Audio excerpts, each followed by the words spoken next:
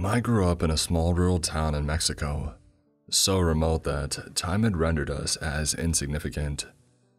Like everywhere out of the main cities, we struggled to remain afloat during the tough economic times. But the poverty that my family endured was much worse than the rest of the families around us. My family consisted of me living with my grandparents all alone in a wooden shack up in the hills of Oaxaca, tending to some crops and animals. My parents had left me as an infant in search of a better life but died somewhere along the way. That's what I was told. But I can't be for sure because they never found any bodies, nor did I ever meet them. I would like to think that maybe they had found that life and were coming back to save us. I remember being so hungry that I would search the fields for hours looking for any fruits that I could eat. I would pick off the bugs that made their way into the yellow skins of the guavas and take a bite, before putting them in a basket hoping that they would last for days. I would brush my teeth with hand soap because we couldn't afford regular toothpaste. When I was 8 years old, I remember my grandmother falling sick. She complained about sudden chest pains and soreness in her arms. She would hunch over in agonizing pain and eventually, with my grandfather's help, we were able to take her to the local clinic, where they told us that if we were there any second later, she would have died. She was diagnosed with a congestive heart failure, which meant that her heart was not functioning properly. Life expectancy can range from 5 to 10 years depending on lifestyle changes, medication, and genetics. Getting a heart transplant was out of the question, because they said she was too old. I remember my grandfather in distress as we waited outside of the clinic, thinking about ways to get some money. "Hey, mijo, I don't know what we're going to do. We could barely afford to feed and clothe ourselves, and now we have to pay for your grandmother's medications." My grandfather would cry out while praying silently. A couple days later, we were sent back home, taking my grandmother with us. She was hanging on by a thread, lying in bed sleeping in complete contrast to her energetic, cheerful self. Late one night, my grandfather woke me up and ushered me to take a walk with him. I remember it being so late that even the animals were asleep. "Shh, it's just me. Don't wake your grandmother up. Come with me. I need to do something and I can't do it alone." My grandfather shook me gently while lighting up an oil lamp. I grabbed my shoes on and started following him inside. We started walking to the side of the shack where the animals were all cooped up. I was so groggy that I was barely registering the fact that he was carrying a machete and a wooden cage. "What's that for?" I asked, curious as to what he was doing in the middle of the night. There were barely any animals in this area, and this was not the right season either. He stopped for a minute, facing my direction for a solid minute before speaking. "I need you to be silent on what we're going to do tonight. No matter what you hear or see, you cannot speak about this with anyone. Do you understand?" The light of the fire in the lamp casted a shadow on his face, and I could see the pupils of his eyes boring a hole into my soul. I didn't know what the hell was going to happen, but the fact that I never saw him this serious before had unnerved me. "I understand." I nodded in utter silence. He grabbed a white chicken which fought back with what little it could, but it proved futile as it went into the cage. He then stuck the cage into my hands and I trailed after him. We started taking off into the darkness of the night, having only the small light of our lamp as a guide, which seemed useless to me as it all looked the same, but somehow my grandfather seemed to know where to go. It must have been a 2-hour walk, but it felt like forever before we had reached it. A pitch-black entrance in the middle of the side of a rocky wall surrounded by dead trees. It was as if there were a sudden line where everything just decided to die altogether. The hairs on my neck had started to stand straight up as if a warning that we were not meant to be here. I wanted to turn away and run, but my grandfather didn't seem to care.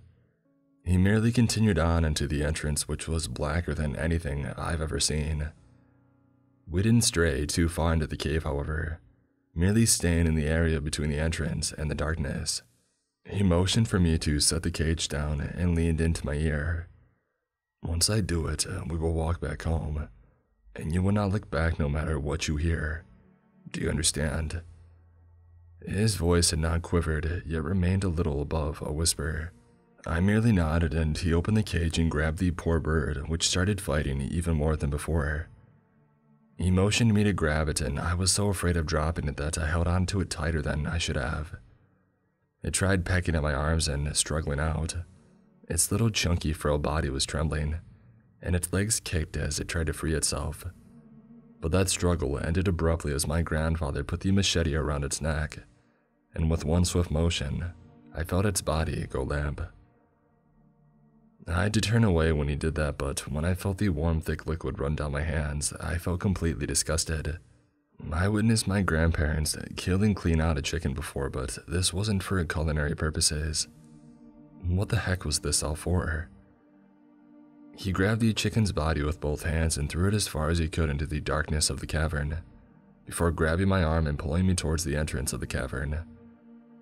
It was as if a gust of wind had come out of the cavern, a disgusting, warm, foul breeze that had exited from behind us, so strong that it almost blew my grandfather's sombrero from his head. The smell was so vile that I had trouble keeping a still face, and it took everything from me not to gag or throw up. That's when I heard it. It was the sound of a horse neighing from behind us in the distance. At first I thought it was my imagination, but it wasn't until I heard the click-clack of its hooves that I realized it was real. There was an actual horse in the cave coming out towards us, but there was something malignant about it. There was another noise coming from it, like the sound of metallic chains being dragged across the floor of the cave. As frightening as it was, the noise was alluring. It was begging me to take one look at the source of the sound. I think my grandfather could tell because he put his hand on the back of my head and we kept marching forward. I'm not sure how long we were in there because by the time we had reached through the line of the dead trees, we could see that it was dusk. The sounds of the chains and the clacking of the hooves had started to dissipate, but my fear was still gripping at me. Eventually, we reached home and without a word, we both went to bed. A couple of hours later, I awoke to the smell of sizzling eggs with ham and other vegetables added.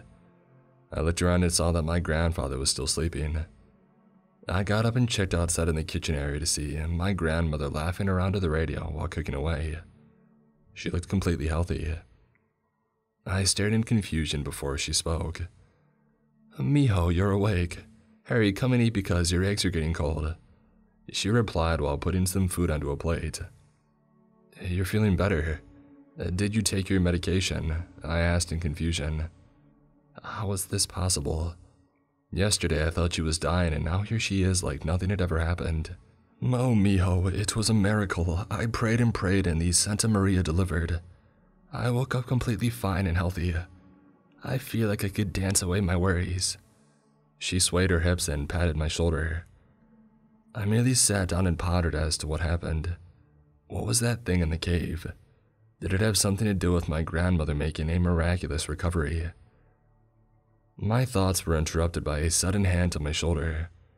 It was my grandfather making his way to take a seat on the kitchen table. "Morning, mijo. Did you sleep all right?" He took a sip of the coffee before him while subtly raising his eyebrow as if to make sure that I followed his lead. I merely nodded and raised another eyebrow in confusion. I just wanted answers. My grandmother walked out to throw some seeds at the chickens which were clucking restless in the distance. "Grandpa, what happened He shook his head rapidly as if to avoid someone catching us. "We don't talk about mijo.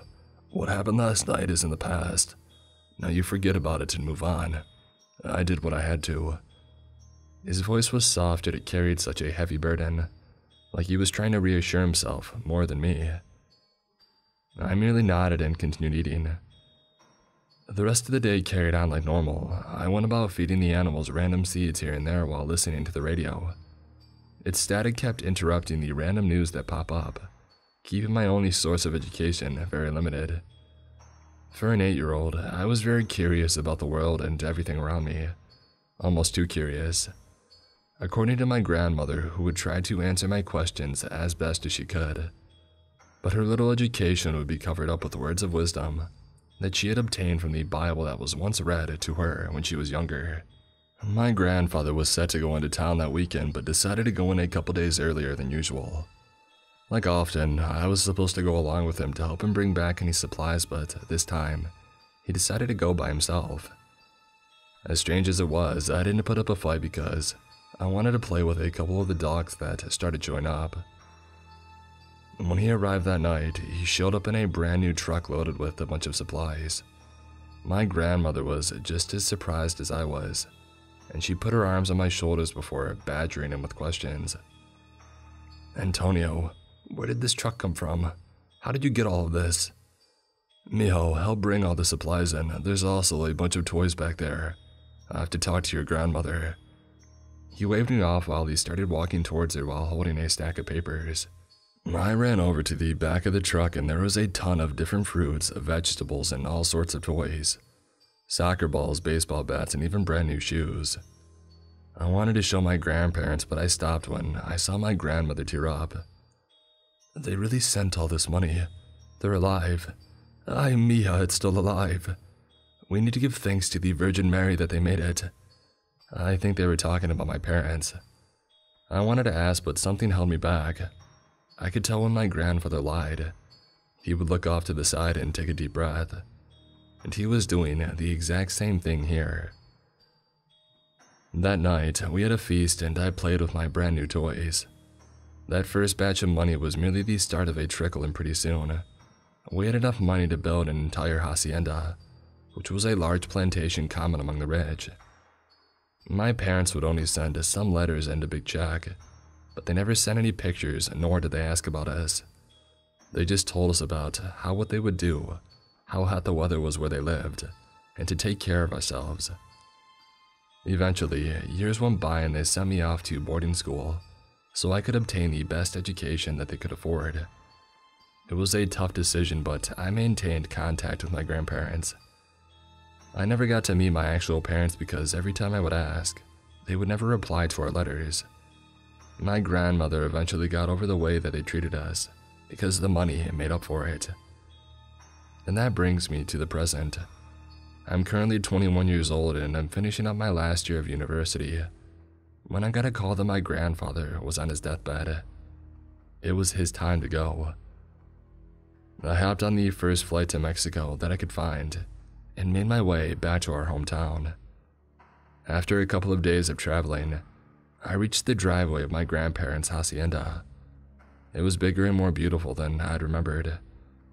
Its glorious architecture was colored in a light shade of beige, and tall columns lined up the sides of the walls of the western and eastern wings. There was a large fountain in the middle of the front entrance that sparkled with lights of various colors of the ocean. It was anything anyone could ever dream of. "Mijo, I am so glad you're here. Your grandfather was asking about you a couple of days earlier, but he's asleep now. He's not lucid and the medications have him asleep. I think he's getting close." She wept as she brought me to his room, which was filled with various medical equipment, breaking away any silence with its beeping. "I'll leave you two alone. I'll be right out here if you need anything." I nodded but gave her one big hug before she left. I stayed on the side of his bed just talking to him through the night, saying everything that I wanted him to hear. I told him that I was so proud to have him as my father, the man who raised me and taught me to be as compassionate as he was. Eventually, it was getting late, and my grandmother ushered me to go to bed because we had to go into a town that morning to visit our priest in preparation for the services. It must have been around midnight when something woke me up. It was the sound of the dogs crying out in the distance, whimpering and shrieking and making sounds that I've never heard of before. But it wasn't those sounds that sent chills down my spine. It was the sound of horses click-clacking away, dragging chains around. The sound was right outside my bedroom door. I thought I was dreaming, but I tried turning on the lamp beside my bed, only for the light to surge and the bulb exploded, leaving shattered glass everywhere. I jumped out of bed and ran to my door, throwing it wide open only to reveal that nothing was there. I ran to my grandfather's room, throwing that door open and rushing in, but nothing was there either. It was just the two of us in that room, with him still sleeping and the machines beeping along. It was so loud. I expected my grandmother to come barging in, but she didn't. But then I heard it again, the sound of the click-clacks of the hooves, and I looked out the window to see a hooded figure on a tall black horse, with rusted metal chains on its legs. I couldn't make out a face, but the appearance made my heart race, but somehow I couldn't move. It was as if I was in a trance, just staring into the horse's red eyes, hoping that they wouldn't break through. Eventually, the figure grabbed one of the chains and threw it through the glass, shattering it into a million little shards. The chain wrapped around my arm and it tried pulling me out into the night. I tried fighting back with all my might, and I grabbed onto a nearby table and stuck my foot into the edge of the desk, preventing me from going any further. It grabbed another chain and threw it at my grandfather's direction, wrapping around his left foot, and it quickly dragged him out of bed, ripping away all the wires that were connected to him. I tried to scream, but I couldn't make a sound because I was running out of breath, trying to struggle against the chains which were digging into my skin. It eventually dragged my grandfather out through the window, and just as I was losing all my force and falling forward, I felt a sudden pressure on my arms. "Mijo, wake up! Your grandfather passed away last night."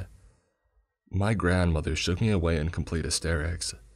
I was drenched in complete sweat, but I still got up and ran into my grandfather's room, seeing that the room was completely clean, the machines were quiet, and my grandfather laying motionless in the bed. He almost looked peaceful. I tried to shake off the feeling that something was wrong, but as I moved closer, I saw bruises around his left foot, like something had been wrapped around it. I looked down at my arm to see that it was completely purple with specks of blood trickling out from the inflamed areas. I couldn't exactly tell my grandmother about everything that had happened, but I spent all day at church begging for salvation. I tried to sleep it off and rationalize it, but as night grows closer, I can hear the soft neighs of the horse in the distance. I'm just so freaking scared. Do you think it's coming for me?